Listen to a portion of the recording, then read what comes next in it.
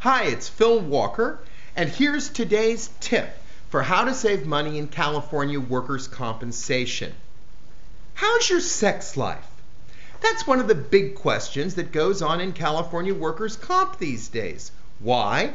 Because particularly for men, if they have difficulty performing sexually, they get a very high rating under the AMA guides.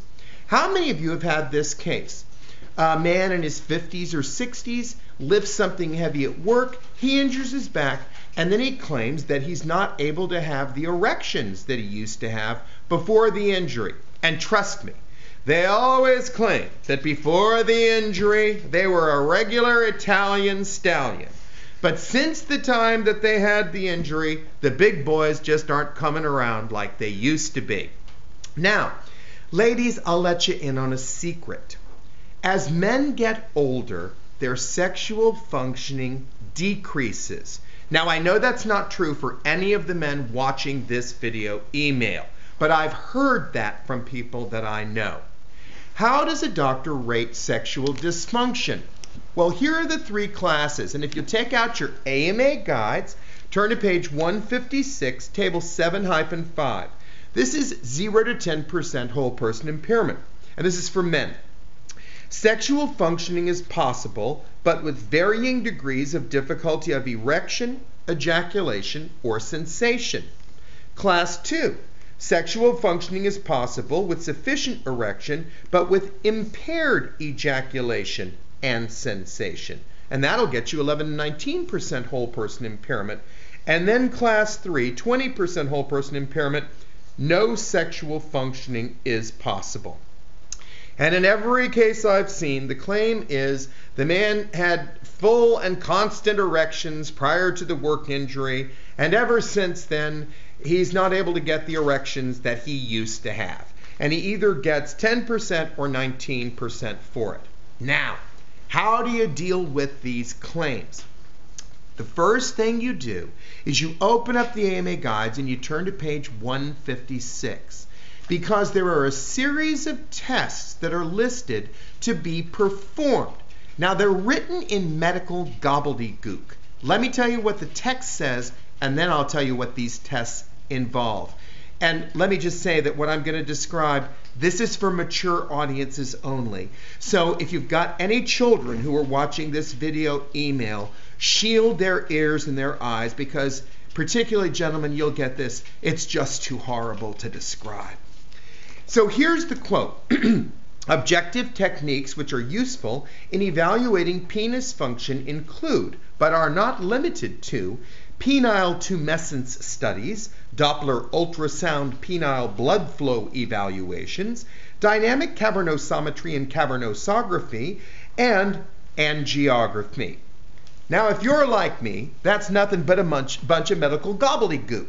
But let me tell you what it really means. The man is brought into the examining room and he removes all of his clothes from the waist down. He sits on an ice-cold metal examining table. A doctor then takes a syringe with a 2-inch needle on it filled with a substance called Cafergot, and this is a substance that when injected will cause the penis to get an erection.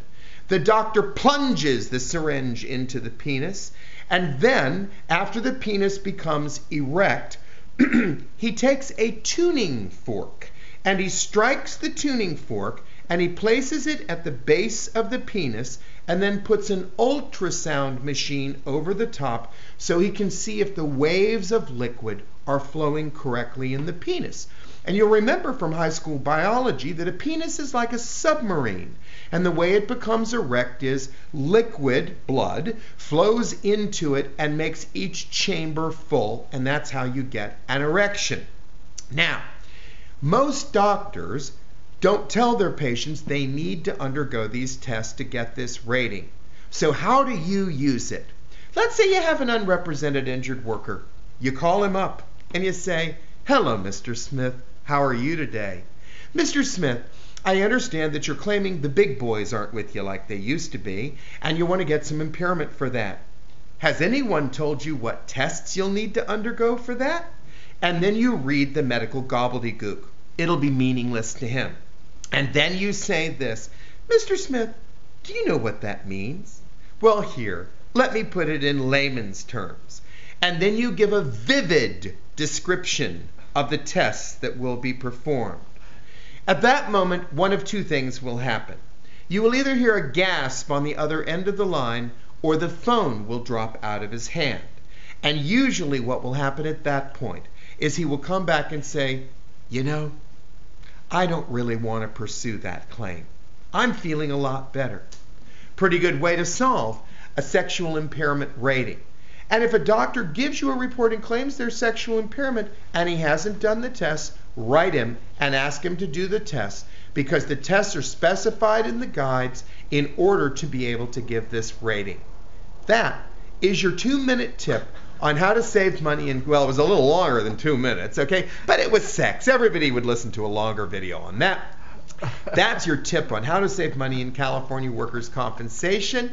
And remember, if you've got any questions about California workers' comp or the AMA guides, oh, see, somebody's calling with a question right now.